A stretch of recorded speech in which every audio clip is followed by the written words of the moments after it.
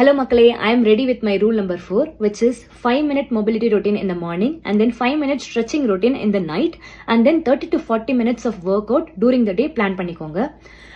காலையில நீங்க உங்க பாடியை நீங்க செய்ய போற வேலைக்கு ப்ரிப்பேர் பண்றதுக்காக இந்த 5-minute mobility routine ஒண்ணுமே இல்லைங்க. சிம்பிளா லைக் இந்த wrist rotation, angle rotation, hip circles, அதுக்கப்புறம் ஷோல்டர் மொபிலிட்டிக்கான எக்ஸசைசஸ். ஸோ இதெல்லாம் பண்ணிட்டு நான் டைம் இருந்துச்சுன்னா ஒரு ஃபியூ சூரிய நமஸ்காரம் ஆட் பண்ணிப்பேன். அதுக்கப்புறம் 30 to 40 minutes of work out during the டேன்னு சொன்னேன் இல்லையா, அது at least 3 to 4 times per week கண்டிப்பா ஸ்ட்ரென்த் ட்ரைனிங் இன்க்ளூட் பண்ணிக்கோங்க.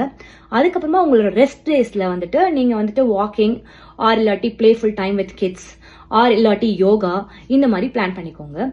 நல்லா ஞாபகம் வச்சுக்கோங்க, ரெஸ்ட் டேஸ்ல மட்டும் தான் வாக்கிங். உங்களோட நார்மல் எக்ஸசைஸ் டேஸ்ல வாக்கிங்கை நான் எக்ஸசைஸாவே கன்சிடர் பண்ண மாட்டேன்.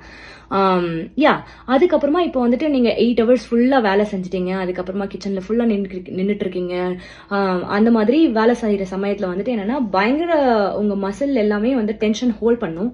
உங்களுக்கே தெரியாது உங்க மசில் எவ்வளவு டென்ஷன் ஹோல்ட் பண்ணுதுன்னு சொல்லிட்டு. ஸோ அந்த மாதிரி சமயத்துல இந்த 5-minute நைட் ஸ்ட்ரெச்சிங் ரொட்டீன் பயங்கர ஹெல்ப்ஃபுல்லா இருக்கும். ஸ்லீப் குவாலிட்டியை இம்ப்ரூவ் பண்றதுக்கும் சரி, இந்த மசில் டென்ஷன்லாம் ரிலீஸ் பண்றதுக்கும் சரி. யோசிச்சு பாருங்க, நீங்க டெய்லி பண்றீங்கன்னா இட்ஸ் கோயிங் டு பி அமேசிங்க. கண்டிப்பா சொல்றேன், இது உங்க குவாலிட்டி ஆஃப் லைஃபை நல்லா இம்ப்ரூவ் பண்ணும். லெட்ஸ் டூ இட் மக்களே, லெட்ஸ் டூ இட்.